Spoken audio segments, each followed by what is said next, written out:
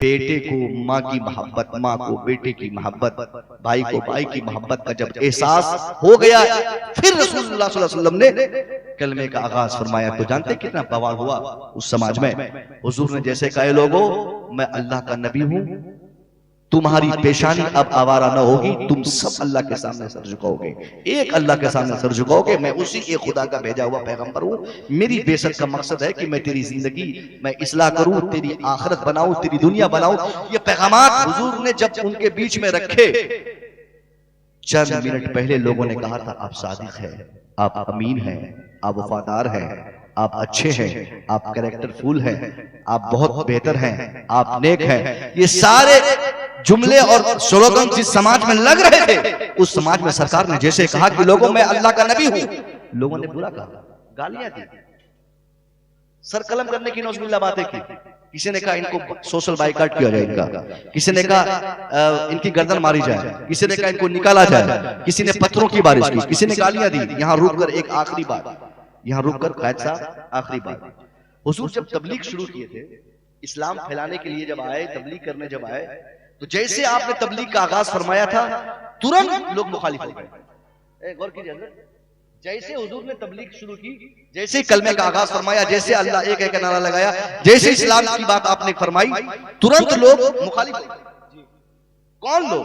अभी जो कह रहे थे आप सादिक हैं, आप अमीन हैं, आप बहुत अच्छे हैं, आप बहुत नेक हैं, आपसा मैंने देखा नहीं, आपसा मैंने पाया नहीं, आपसा मैंने सोचा नहीं, आपसा मैंने ढूंढा नहीं, तरह तरह की बातें जिस समाज में लोगों ने कहा था, वही समाज के अफराद हुजूर के सामने जब हुजूर से ये सुना कि ये इस्लाम की तबलीग फरमा रहे हैं, एक अल्लाह है का, अल्लाह एक है का नारा लगा रहे हैं, तो लोगों ने गालियां देनी शुरू कर दी। और ये रिवायत आज भी चल रही है। अगर आप मस्जिद बनाएंगे, मेंबर बनेंगे, सिक्योरिटी बनेंगे, सदर बनेंगे, आलिम बनेंगे, तबलीग करेंगे, जलसा करेंगे, खजांची बनेंगे, सदर साहब बन जाएंगे, तो आज भी मुझे नहीं लगता कि हिंदुस्तान में दुनिया का कोई सिक्योरिटी सदर या मुतवल्ली होगा जिसको गालियां नहीं पड़ती होगी। गालियां पड़ेंगी। अगर आप जलसा करेंगे लोग बुरा कहेंगे, आप मिलाद कराएंगे लोग बुरा कहेंगे, आप मस्जिद बनाएंगे, खजांची बन जाइए, लोग बुरा कहेंगे। बुरा ही नहीं, मजमे आम के सामने मुमकिन है लोग आपको चोर भी कहें, आपको बेईमान भी कहें, आपको ठग भी कहें, आपको धंधाबाज भी कहें। मतलब जैसे ही तबलीग आप शुरू करेंगे, अच्छाई की तरफ लोगों को दावत देंगे, लोग आपको बुरा कहेंगे। ये दस्तूर चला है। अब इनकी बातों पे आपको कान नहीं धरना है, बल्कि उसको मुस्तफा की सुन्नत समझकर बर्दाश्त करके तबलीगी काम को आगे बढ़ाते रहना है। इंशाअल्लाह अगर आपने नेक दावत देने में, अगर आपने मुखालफत नहीं की और आपने एक दावत लेने की तरफ लोगों को आप बुलाते रहे, कान आंख बंद करके आगे बढ़ते रहे, जो लोग आज बुरा कह रहे हैं कल कहेंगे, 2 साल तक कहेंगे, लेकिन जब आप 100% तबलीग के लिए अपने आप को वक्फ कर देंगे, आज आपको गाली देने वाला कल मजमे आम के सामने आपको सीने से लगाकर यह कहता हुआ नजर आएगा, ये इंसान सच्चा है, अच्छा है, बेहतर है। क्या बात। अगर आप ईमानदारी से काम करेंगे तब। हुजूर ने किया क्या किया? हुजूर गालियां सुनते रहे, पत्थरों की बारिश हुई, आप बर्दाश्त किए, दंदाने मुबारक लोगों ने शहीद किया, आप बर्दाश्त किए, सारी चीजें आपने बर्दाश्त की। बर्दाश्त के वक्त भी लोगों ने कहा था हुजूर आप तो बाख्तियार है, आखिरी बार बता रहा हूं, आप तो बाख्तियार हैं, आप तो चांद को 2 टुकड़ा फरमाते हैं, आपकी उंगली के इशारे से तो सूरज वापस आ गए, आपकी चाह से ककरिया कलमा पढ़ने लगी, आपके इरादे से उसी उंगली से नहरें जारी होने लगी। सरकार आप उसी उंगली का एक इशारा फरमाइए तो दुश्मन तबाह हो जाए। फिर आप गालियां सुन रहे हैं, पत्थरों की बारिशें खा रहे हैं, दंदाने मुबारक आपको शहीद हो गए, तकलीफें झेल रहे हैं, आपको लोग सता रहे हैं, आपकी तबाही चाह रहे हैं, आपकी तहरीकें रोक रहे हैं, और आप इन लोगों के लिए कुछ क्यों नहीं कर रहे हैं? आप इशारा फरमाइए तो दुश्मन बर्बाद हो जाए। हुजूर ने जवाब दिया था, वही जवाब की जलसे का आखिरी पैगाम है। हुजूर ने कहा था कि हाँ मैं देख रहा हूँ, मैं जान रहा हूँ कि मैं बाख्तियार हूँ, मुझे अल्लाह ने ये हक दिया है कि मैं चाहूं तो उतबा का कलेजा फट जाए, मैं चाहूं तो शैबा तबाह हो जाए, मैं चाहूं तो अबू जहल बर्बाद हो जाए, मैं चाहूं तो ये सारे दुश्मन, ये हमारे मुखालिफिन, ये सब बर्बाद हो जाए, लेकिन मैं ये नहीं चाह सकता, क्योंकि मैं जानता हूं कि ये दुश्मनी ज्यादा दिनों के लिए नहीं है, मैं जानता हूं ये मुखालफत ज्यादा दिनों के लिए नहीं है। मुझे मालूम है कि दुश्मनी ज्यादा देर तक के लिए नहीं है, क्योंकि जो लोग आज मेरे ऊपर पत्थरों की बारिश कर रहे हैं, कल तब्दीली आएगी, कल इनमें बदलाव आएगा। मुझे अपना काम कर लेने दिया जाए। हुजूर ने ये आश्वासन देकर छोड़ दिया, और किसी दुश्मन के लिए भी आपने बददुआ न की। ईंट और पत्थर के जवाब में आपने किसी ठेले का भी इस्तेमाल नहीं किया। आप तबलीग करते रहे, काम करते रहे। दुनिया ने मुलाहाजा किया कि उसी सरकार दो आलम की जिंदगी पाक में, उसी 23 साल तबलीगी जिंदगी में ऐसी तब्दीली लोगों में आ गई। मेरे मुस्तफा ने जिन चीजों का आश्वासन और उम्मीद दिखाया था, उन लोगों को उम्मीद दिलाया था, उन चीजों में तब्दीली आई। वो तब्दीली ही नहीं, गैर मामूली तब्दीली आई। दुनिया ने क्या देखा? मुस्तफा रहमत पर पत्थरों की बारिश करने वाले इस कदर बदल गए कि पत्थरों की बारिश की जगह पर दुरूदों की बारिश करते हुए नजर आ गए। हुजूर की गर्दन काटने की नियत करके तहरीक चलाने वालों को दुनिया ने बदल के देखा। जिन लोगों ने मुस्तफा की गर्दनें मारने की कसमें खाई थी, उन लोगों में ऐसी तब्दीली आई कि खुद मुस्तफा रहमत की जिंदगी में वही लोग अपनी अपनी गर्दनें उस मुस्तफा के नाम पे कटाने को तैयार हो गए। ये मेरे नबी की जिंदगी की तबलीग का ऐसा शानदार असर उस समाज में दिखा कि मुस्तफा की जिंदगी में ही उसी 23 साल में नमाज रोकने वाले पक्के नमाजी हो गए, रोजा रोकने वाले रोजे की पाबंदी करने लगे, ये कुरान की तबलीग रोकने वाले उसी कुरान की तिलावत करके कुरान की तबलीग का आशिक बन गए। वो लोग सब अंदर से बदल गए। कैसे?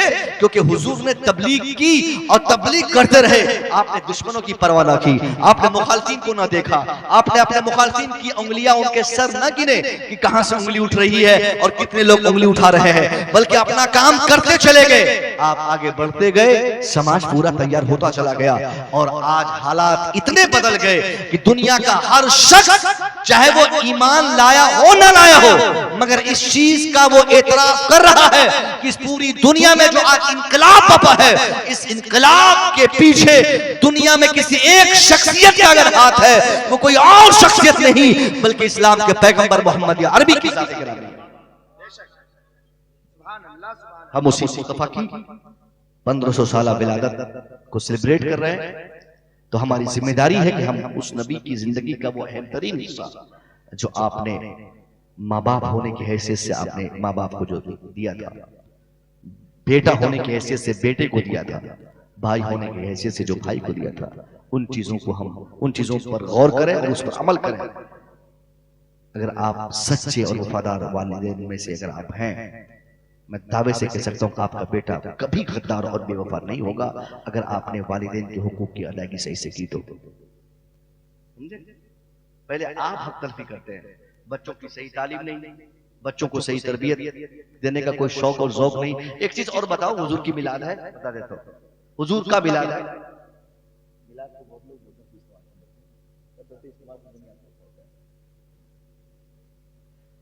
आखिरी पैगाम सुनो, आखिरी पैगाम। हुजूर की जिंदगी में एक जंग हुई, जंगे बदर, सब जानते हैं। जंगे बदर जानते हैं आप लोग? कितने लोग जंगे बदर जानते हैं? आंख खोलिए आपने थोड़ी देर के लिए, सोने के लिए कल रात है इंशाल्लाह। जंगे बदर जानते हैं ना? लगभग लोग जानते हैं, और सिर्फ इतना ही जानते हैं माशाल्लाह। जंगे बदर के बारे में इतना ही मालूम है हमको, या तो बताया गया है कम, या हमने कम ही जानने की कोशिश की है, और ये कम ही जानकारी में हम खुश हो गए। हमें यह बताया गया कि जंगे बदर में हम 313 थे और सामने 1000 थे, हम जीत गए, सामने वाले हार गए, और यही नारा लगाने के लिए काफी है। जलसे में नारा लगाने के लिए इतना काफी है, नारे तकबीर, वाह 1000 को पछाड़ दिया मुसलमान, नारे तकबीर साहब। इसके बाद भी जंगे बदर की बहुत सारी बातें जो आप नहीं जानना चाहते या लोग बताना नहीं चाहते। जंगे बदर का इख्तिताम ये 313 और नारे तकबीर पे नहीं हुआ था। ये सच है हम 313 थे, ये भी सच है सामने 1000 थे, ये भी सच है हम भूखे थे, ये सच है सामने शिकमशेर थे, ये सच है हमारे पास असलहे कम थे, ये भी सच है सामने असलहे ज्यादा थे, ये सच है हमारे पास सवारियां नहीं थी, ये भी सच है कि वहां भी वहां सवारियां थी। सारी सच्चाइयों के साथ साथ ये भी सच है कि हम जीत गए थे, ये भी सच है कि सामने वाले हार गए थे। मगर उन हारने वालों को जब मुसलमानों ने कैद करके अपने घर लाया, पकड़ के अपने घर लाया और अपनी जेलों में अपने कैद खानों में डाला था, उसके बाद क्या हुआ था कभी आपने जाना? मुसलमान जब उन काफिरों को पकड़ा था, आखिरी पैगाम पकड़ा था, पकड़ने के बाद हुजूर की बारगाह में एक फेरिस्त बनाई गई कि हुजूर इतने इतने लोगों को, तकरीबन 70 या 74 लोगों को गिरफ्तार किया गया था, इन लोगों को मैंने पकड़ा है, अब इनको क्या किया जाए? बिठा के खिलाया जाए यहाँ पे या इनसे कुछ काम लिया जाए? तो जेल में भी कुछ काम लिया जाता है, उनको बैठा के लोग खिलाते नहीं है, जेल में काम होता है, उनकी पर्ची कटती है, उसको कुछ महीने पैसे देने पड़ते हैं। तो हुजूर ने कहा कि इनको क्या किया जाए? हुजूर से कहा गया इनको क्या किया जाए? हुजूर मुस्कुराने लगे। पूरी फेरिस्त आपने पढ़ी। अब बताइए कि मुसलमानों की जेल में, मुसलमानों के कैद में, मुसलमानों के जानी दुश्मन हैं, उसमें मशवरा की क्या जरूरत थी? चुपचाप गर्दन तलवार उठाते और एक तरफ से गर्दन मार देते। हम लोग 100 रुपया किसी को देते हैं पैसा कि कल दे देना था, कल दे देंगे, कल अगर घाटिया का टाइम में नहीं दिया तो परसों दे देगा। एक हफ्ते के बाद मिस कॉल मारते हैं, नहीं उठाया, फोन नहीं उठाया। 1 महीने के बाद भी अगर वो मिल जाए, 2 महीने के बाद मिल जाए, तो सबसे पहले मेरा मुतालबा होता है कि पहले पैसा दे। साइकिल लेके आएगा तो साइकिल की चाबी निकाल लेंगे। ये इंतकाम और बदला की चाहत हमारी होती है। एक छोटी सी दुश्मनी का बदला लेने के लिए हम 24 घंटा बेताब रहते हैं, मगर हुजूर के दीवानों के सामने हुजूर के दुश्मन उनकी जेल में, उनके कैद में है और वो मशवरा मांग रहे हैं। उनकी तो गर्दन मारनी चाहिए, उनको तो मार देना चाहिए, उनको तो उनकी चमड़ी उधेड़ देनी चाहिए, उनको उल्टा लटका देना चाहिए। भाई साहब, अभी 1 घंटा पहले, 1 दिन पहले, 3 दिन पहले जो हमारी गर्दन मारा हो, जो हमसे जंग लड़ा हो, जो हमारे वजूद के खात्मे की तहरीक चलाया हो, जो हमसे जंग लड़ने के लिए तहरीकें चलाया हो, वो आज अगर हमारे कब्जे में और हमारे घर में होगा, उसको हम बैठा के नाश्ता खिलाएंगे? अरे उसको तो उल्टा लटका देंगे, सूली पे चढ़ा देंगे, उसको तो पूछ के मारेंगे कि तू ही था, अरे तू ही तलवार छेड़ा था, तू ये किया था, तू ही वो किया था। लेकिन नहीं, हुजूर मुस्कुराए। आपने ये नहीं कहा कि इनको उल्टा लटकाओ, आप चाहते तो कह सकते थे। आपने ये नहीं कहा कि इनको मारा जाए, आपने ये नहीं कहा इनको पीटा जाए, आपने ये नहीं कहा कि इनका सर कलम किया जाए, आपने ये नहीं फरमाया कि इनकी चमड़ी उठेरी जाए, बल्कि आपने 2 ऑप्शन दिए थे, जिसमें एक बड़ा ऑप्शन यही था। सरकार फरमाते हैं कि इनको मारने की जरूरत नहीं, इनके साथ बदला लेने की जरूरत नहीं, इंतकाम की सूरत में इनको पीटने की जरूरत नहीं, बल्कि इनसे एक बेहतर इंतकाम की सूरत यह है कि इनसे कहो कि इनमें से कौन है जो पढ़ना जानता है, कौन है जो लिखना जानता है, कौन है जो किताबी नॉलेज रखता है, कौन है जिनको किताब की जानकारी है, कौन है जिनके पास ज्ञान है, कौन है जिनके पास इल्म है, कौन है जिनके पास नॉलेज है। अगर उनके पास नॉलेज है तो उनसे कहो कि घबराने की जरूरत नहीं, अगर वो पढ़ना लिखना जानता है तो उनसे कहो कि उनको घबराने की जरूरत नहीं, वो चुपचाप मेरे यहाँ आ जाए, अकेला आए, हमारे 10 लोगों को पढ़ा दे, मैं बगैर किसी मुतालबे के उसे आजाद कर दूंगा, उसे छोड़ दूंगा। ये हुजूर का पैगाम था, मेरे मुस्तफा का पैगाम था। इंशाअल्लाह हुजूर की इस 15 साल विलादत के मौके पे आप ये जरूर अहद करेंगे कि हम अपने बच्चों की तालीम और बेहतर तरबियत करके अपने समाज को रोशन करेंगे। इंशाअल्लाह फिर कभी मुलाकात होगी तो गुफ्तगू होगी। चूंकि अक्सर मैं अभी हुजूर नहीं में मिली, उर्स में आया था, तो वहां भी ऐसे वक्त